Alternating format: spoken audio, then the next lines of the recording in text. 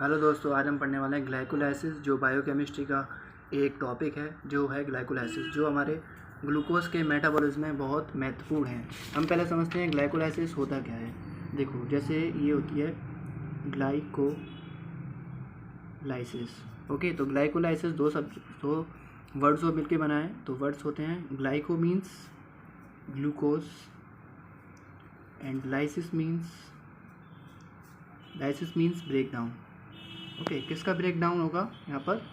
Obviously glucose का ही break down होगा। ठीक है, ग्लूकोज का ब्रेक डाउन होता है तो हमारा क्या मिलता है? एक जब ग्लूकोज का हमारा ब्रेक डाउन होगा तो इसमें हमको मिलेगा, किसमें? ग्लाइकोलाइसिस में। ये एक प्रोसेस है, पाथवे, जिसे हम EMP पाथवे ही बोलते हैं।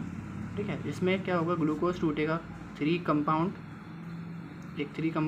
होता है, कार्बन कंपाउंड, जो होता है हमारा पाइरूवेट, और प्लस हमारी एक ATP निकलती है। ATP एक नहीं, ये बहुत सारी हाई एनर्जी निकलती है, जिसे हम एनर्जी ATP में ही यूज़ करते हैं।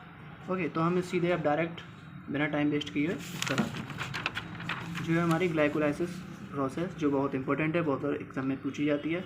तो सबसे पहले ये है एक ग्लूकोज का मॉलिक्यूल जो टूटता है ग्लूकोज से ग्लूकोज 6 फॉस्फेट में। ओके, जिसमें हमारा मदद करता है एंजाइम हेक्सोकाइनेज, और जिसमें हमारी ATP से ADP निकलता है। आप बोलोगे ग्लूकोज से 6 फॉस्फेट कैसे बन गया? 6 फॉस्फेट मतलब ग्लूकोज के 6वीं पोजीशन पर फॉस्फेट का जुड़ जाना। और फॉस्फेट कहाँ से आया? ATP होता है एडेनिन ट्राईफॉस्फेट, जो इसमें 3 फॉस्फेट हैं तो वो डाईफॉस्फेट में हो जाता है। उसका एक फॉस्फेट ग्लूकोज के 6वें पोजीशन पर आ जाता है। ओके, और फिर इसमें ग्लूकोज 6 फॉस्फेट का आइसोमराइजेशन होता है फ्रक्टोज 6 फॉस्फेट। आइसोमराइजेशन होता है जिसका मॉलिक्यूलर फार्मूला एक जैसा होता है, जैसे ग्लूकोज और फ्रक्टोज का मॉलिक्यूलर फार्मूला होता है C6H12O6, बट इनके जो स्ट्रक्चर होता है इसमें थोड़ा डिफरेंस होता है। OH लेफ्ट होता है और ग्लूकोज में लेफ्ट होता है, फ्रक्टोज में राइट होता है। ऐसे ही इसके बाद फ्रक्टोज 6 फॉस्फेट बनता है आइसोमराइजेशन से। देखिए यहाँ पर फॉस्फेट जुड़ रहा था, तो इसको बोलेंगे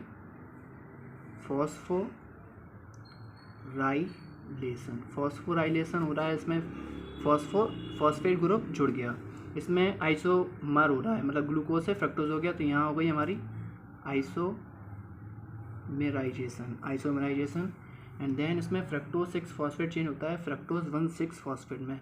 मतलब जो फ्रक्टोज है, फ्रक्टोज पे 6वें पोजीशन पे फॉस्फेट था, अब यहाँ पर हो रहा है इसके फर्स्ट वाले पोजीशन पे और 6 वाले पोजीशन पे फॉस्फेट जुड़ गया, तो ये हो गया फ्रक्टोज 1,6 बाई फॉस्फेट, जिसमें हमारा काम करेगा फॉस्फोफ्रक्टोकाइनेज। ओके, देन इसके बाद आता है जो फ्रक्टोज 1,6 फॉस्फेट है, 2 भागों में डिवाइडेड हो जाता है। 2 में डिवाइडेड इसको कौन करता है? एल्डोलेज। जो एल्डोलेज एंजाइम होता है उसका काम करना होता है कि किसी भी मॉलिक्यूलर को 2 भागों में डिवाइड कर देना, इसलिए यहाँ पर एल्डोलेज काम कर रहा है। तो ये 2 चीज़ों में बांटेगा, ग्लिसरॉल्डिहाइड 3 फॉस्फेट, जिसे हम G3P बोल सकते हैं, ये लगाओ या ना लगाओ, G3P बोलते हैं। और दूसरा होता है इसमें डाईहाइड्रो एसीटोन फॉस्फेट, जिससे शॉर्ट में बोलते हैं DHAP। ओके, एंड ये जो ग्लिसरॉल्डिहाइड 3 फॉस्फेट और जो DHAP होता है, ये दोनों के आइसोमरेज होते हैं। इसमें एंजाइम यूज होता है ट्रायोज फॉस्फेट आइसोमरेज, दोनों के आइसोमर है, तो आइसोमरेज हो गया। ट्रायोज में स्पेशल एंजाइम है, तो फॉस्फेट दोनों में, इसमें ही फॉस्फेट लिए ट्रायोज फॉस्फेट आइसोमरेज। देन इस वाले पार्ट को हम ऐसे ही फ्री छोड़ते हैं, देन इस पर वर्क करते हैं। ग्लिसरॉल्डिहाइड 3 फॉस्फेट, जो ग्लिसरॉल्डिहाइड 3 फॉस्फेट होता है, इसका डिहाइड्रोजिनेज हो जाता है। ओके, तो जिसमें ये ग्लिसरॉल्डिहाइड 3 फॉस्फेट बनाता है 1,3-बिस फॉस्फोग्लिसरेट। जो ग्लिसरॉल्डिहाइड 3 फॉस्फेट था बन जाता है 1,3-बिस फॉस्फेट ग्लिसरेट। ओके, इसमें एंजाइम काम करता है ग्लिसरॉल्डिहाइड 3 फॉस्फेट डिहाइड्रोजिनेज। ओके, इसमें जो हमारा NAD होता है, जो NAD प्लस होता है, इसका डिहाइड्रोजिनेज होता है, जो इसका H+ है वो इसको ट्रांसफ़र कर देता है, बन जाता है NADH2। ठीक है, मतलब NADH के 2 मॉलिक्यूल्स बन जाते हैं, जो हम बताएंगे आगे क्या होता है इसका प्रयोग। एंड इसके बाद बनता है 1,3-बिस फॉस्फेट, यहाँ से बन गया था, यहाँ से।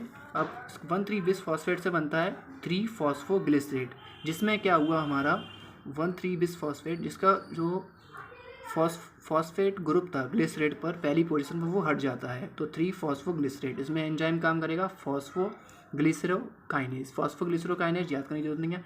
फॉस्फो चेंज हो रहा है, ग्लिसरो मतलब ग्लिसरेट से, काइनेज यूज़ होता है जहाँ पर फॉस्फेट ग्रुप जुड़ रहा हो या फिर हट रहा हो। हमने यहाँ ऊपर देखा था फॉस्फेट ग्रुप जुड़ रहा था, है ना, तो यहाँ पर काइनेज आ गया, यहाँ पर जुड़ रहा था तो यहाँ पे काइनेज आ गया। अब यहाँ पर फॉस्फेट ग्रुप हट गया तो यहाँ पर भी काइनेज आ गया, ठीक है। अब ये हो गया 3 फॉस्फोग्लिसरेट। अब इससे आगे चलेंगे 2 फॉस्फोग्लिसरेट, 3 से बन गया फॉस्फेट, मतलब जो ग्लिसरेट पर फॉस्फेट ग्रुप था वो तीसरी पोजीशन पर था, अब वो दूसरी पोजीशन पे आ गया, इसलिए यहाँ पर आएगा फॉस्फोग्लिसरोम्यूटेज। जो म्यूटेज फॉस्फो यहाँ से आ गया, ग्लिसरेट से आ गया, म्यूटेज मतलब जो कोई फंक्शनल ग्रुप किसी भी रिंग पर अपनी पोजीशन चेंज करता है, थर्ड से सेकंड पोजीशन चेंज हुई इसलिए फॉस्फोग्लिसरोम्यूटेज आ गई। ओके, तो अब होता है 2 फॉस्फोग्लिसरेट से फॉस्फोइनोल पायरेट। फॉस्फोइनोल पायरेट कहाँ से आएगा, जिसमें हमने एक स्पेशल यूज़ किया है एंजाइम, उसे बोलते हैं एनोलेज, जो इम्पोर्टेंट होता है, जो वाटर मॉलिक्यूल निकालता है। 2 फॉस्फोग्लिसरेट से वाटर मॉलिक्यूल निकला तो बन गया phosphoenol pyruvate. Phosphoenol pyruvate, phospho कहाँ से आया, फॉस्फोइनोल, इनोलेज से, और पायरुवेट याद कर सकते हो आप कि फाइनल प्रोडक्ट क्या बनना है, आप जानते ही हो पायरुवेट, जो 3 कार्बन कंपाउंड होता है। इनोल पायरुवेट को बोल सकते हैं PEP शॉर्ट फॉर्म में, ठीक है। और इसमें फॉस्फोइनोल पायरुवेट से बनता है फाइनल प्रोडक्ट पायरुवेट, जिसमें काम करता है हमारा क्या, पायरुवेट काइनेज। अब काइनेज पायरुवेट तो बनना है वो तो ठीक है, काइनेज कहाँ से आया, फॉस्फो हमारा यहाँ से निकल गया इसलिए। अब फॉस्फो निकल गया, निकल के जाएगा कहाँ, जैसे हमने यहाँ ऊपर देखा था ATP से ADP, ट्राईफॉस्फेट से डाईफॉस्फेट हो गया, ऐसे ही यहाँ ट्राईफॉस्फेट से डाईफॉस्फेट हो गया। तो जो निकल रहे हैं वो जा भी तो रहे हैं कहीं, ऐसे ही यहाँ पर निकल गया, इसको यहाँ से चला गया तो कहाँ जाएगा, एनर्जी फॉर्म में। एनर्जी कहाँ से मिलेगी, फॉस्फेट के रूप में। ओके, तो मैं दोबारा समझा देता हूँ सबसे अब जल्दी।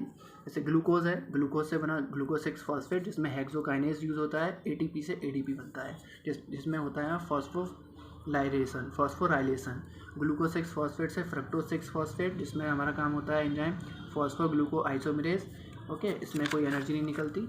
इसमें फिर फ्रक्टोज 6 फॉस्फेट से बनता है फ्रक्टोज 1,6 फॉस्फेट, जिसमें हमारा एंजाइम काम करता है फॉस्फोफ्रक्टोकाइनेज।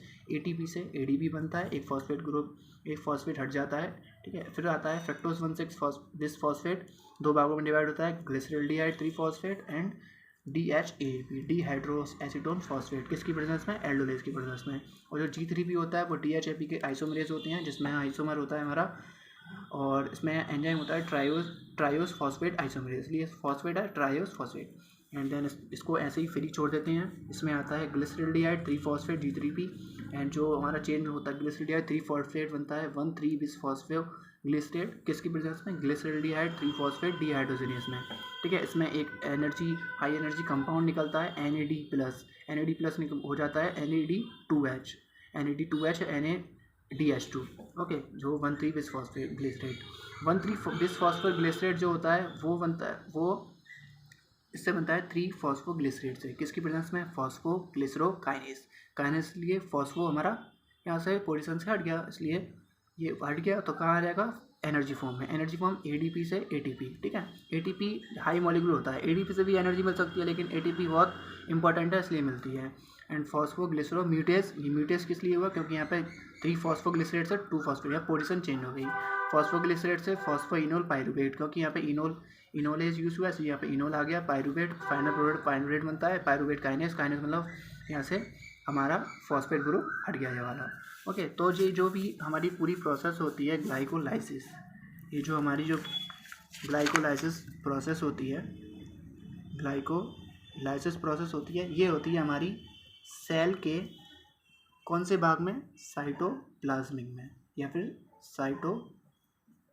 साइटोप्लाज्म में होगी या साइटोल में होगी, दोनों में ही होती है, दोनों की एक ही बात होती है, साइटोप्लाज्म या साइटोल। ओके, एंड इसमें हम देखते हैं कितने ATP निकलते हैं एंड कितने ATP जनरेट होते हैं। एनर्जी चाहिए किसके फॉर्म में चाहिए, ATP की फॉर्म में। तो देखो पहले हमारा ATP से ADP, तो यहाँ पर जा रहा है ATP हट गया, 3 ATP थे 2 ATP, यहाँ पर ये हो गया एक माइनस, ठीक है, एक यहाँ माइनस हो गया, ठीक है। अब यहाँ आते हैं, यहाँ NAD बनना है, ठीक है। अब यहाँ पर कितने बनने हैं, 2 प्लस हो गए हमारे क्या, ATP, ठीक है। 2 प्लस ATP हमारे यहाँ हो गए, ठीक है। अब ये देखो यहाँ तो 2 चलेगा, यहाँ जोड़ते हैं हम, ये देखो ये वाली जगह समझो, 2 ATP यहाँ से, 2 ATP यहाँ से, एंड देखो जो NADH होता है, NADH, एक NADH में होते हैं 3 ATP, यहाँ पर कितने ATP हैं, 2 ATP, तो 2 NADH होंगे तो कितने हो गए, 6 ATP प्लस 6 ATP, टोटल कितने हो गए, 10 ATP। कोई पूछेगा टोटल ATP कितने आएंगे इसमें पूरी प्रोसेस में, 10 ATP, लेकिन हमारे 2 ऊपर चले गए, -1 प्रोसेस में, तो कितने बचे हमारे, 10 -2, तो ATP हो गए हमारे 8। इस प्रोसेस में पूरे होते हैं ATP नेट गेन।